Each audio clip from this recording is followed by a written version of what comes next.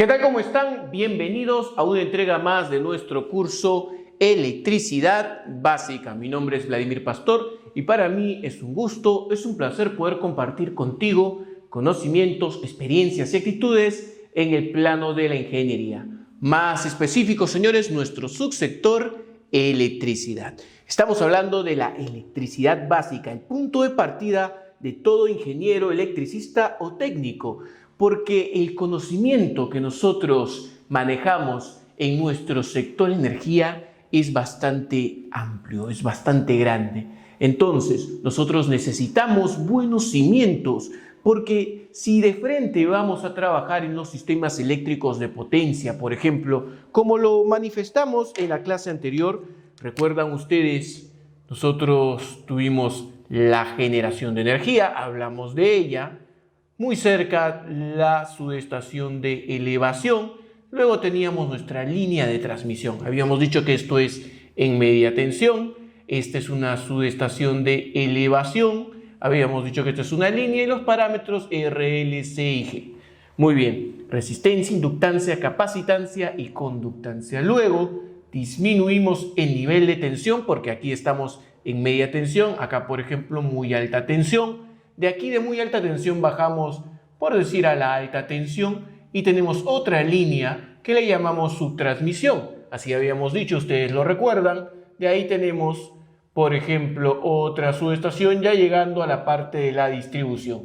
Una línea más, línea larga, media, corta y solo modelamos dos parámetros, R y L. Un centro de transformación. Bajábamos de alta tensión, por ejemplo, a media tensión y de media tensión a la baja tensión. Y así salía la cometida, la caja general de protecciones y todo lo demás que también lo habíamos nombrado en la entrega anterior. Pero profesor, justamente todo eso lo veo muy complejo. Es bastante la información. Efectivamente, hay gente que se dedica a generar energía y trabaja todo lo que tiene que ver con este campo.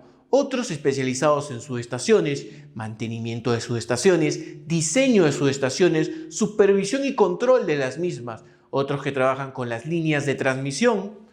Otros en subestaciones muy similares a estas. Se le llama subestaciones de reducción. Lo vamos a poner así. Otros que van más allá y están con las subestaciones de distribución. Trabajan diseñando proyectos en media tensión, sistemas de utilización, redes eléctricas en baja y media tensión. Y por último, las personas que están ya a este nivel, donde podemos observar ya las casitas, ahí están sus casitas, y le podemos hacer el cableado interno a la casa, ¿verdad? Todo esto, miren señores, todo este es el recorrido que tiene la generación de energía, elevando, transmitiendo, distribuyendo y llegando al consumidor final. Cliente libre o regulado se le llama acá. Cliente libre o regulado. ¿Qué diferencia hay entre uno y otro? Puede que sea el consumidor tu casa o la casa de tu amigo, o puede que sea una industria, ¿verdad? Algo mucho más grande, una industria. Y cuando hablamos de industria podría ser metalúrgica, siderúrgica, dependiendo de qué tipo de empresa estén manejando. Podría ser una cementera, podría ser de repente, imagínense acá máquinas de costura, un montón de máquinas y se dedican a la fabricación de ropa. Entonces todos ellos, como van a utilizar tipos de máquinas distintos, van a necesitar también energía. Y las empresas suministradoras se lo pueden dar en media tensión o en baja tensión dependiendo de la potencia que ellos necesiten. Hay un cálculo de la potencia, hay tarifación en cada país. En base a eso uno se va decidiendo a qué se va a enfocar. La electricidad básica en este momento, ¿para qué nos va a servir? Pues para entender cada uno de estos parámetros. Vamos a ir entendiendo y vamos a ir desde lo más sencillo, desde el parámetro resistencia, por ejemplo, hacia la inductancia, la capacitancia. Vamos a ver de repente un poco de lo que es la conductancia y cómo llegamos a este punto, desde la generación hasta aquí, al consumidor final. De repente no vamos a ver demostraciones ni cálculos muy grandes, pero vamos a estar dejando los cimientos claros para que ustedes puedan investigar. Por ejemplo, todo esto nosotros ya lo conocemos y está en corriente alterna. Antiguamente habían sistemas en corriente continua. Bueno, actualmente también los hay en muy alta tensión. No sé si ustedes han escuchado, hay sistemas HVDC, sistemas en corriente continua, sistemas bastante grandes, pero por lo general, olvidémonos de esto, imagínense ustedes su sistema interconectado, todo esto es corriente alterna. Antiguamente habían sistemas más pequeños en continua.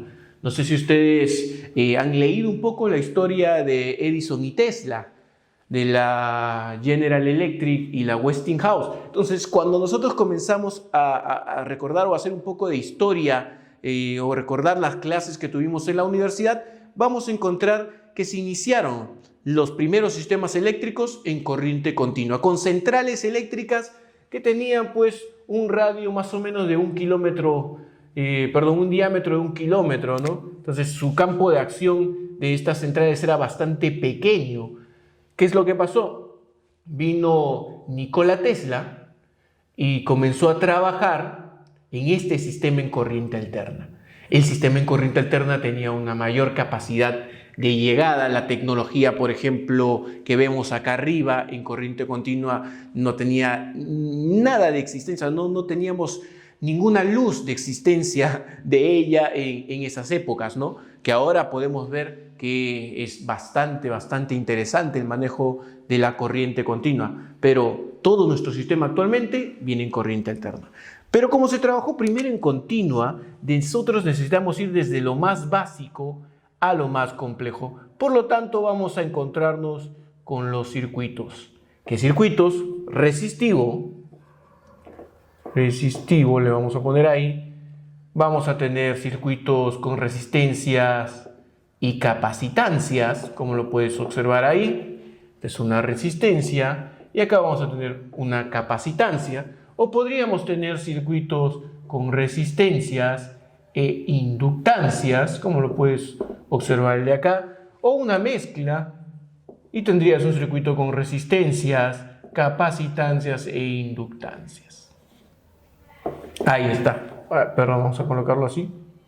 Ahí está. Entonces, nosotros vamos a poder tener distintos tipos de circuitos y estos circuitos, profesor, ¿pueden estar en corriente continua? Sí, claro. ¿Pueden estar en corriente alterna? Sí, también. ¿Y cuál es la diferencia? Bueno, la diferencia básicamente está en esta parte. Quiero que la veas acá. Nosotros, imagínate tu circuito, tu sistema es como una caja negra. ¿Qué le vas a dar o cuál va a ser su entrada? Mira acá. Puedes tomarlo así, como una caja negra. Tomar este punto y tomar este punto. Son tu salida. Tomas acá la entrada, sacas 2 puntos, las salidas. Entonces yo le voy a poder entregar una señal. Puede ser tu señal en continua a tu sistema o puede ser tu señal en alterna. Ahí está. De la señal que tú le ingreses al sistema, tú vas a tener una respuesta y las respuestas van a ser diferentes. Por ejemplo, vamos a encontrar que estos sistemas que puedes haber llamado inductor y llamado capacitor o la capacitancia que tienes ahí se van a cargar y descargar.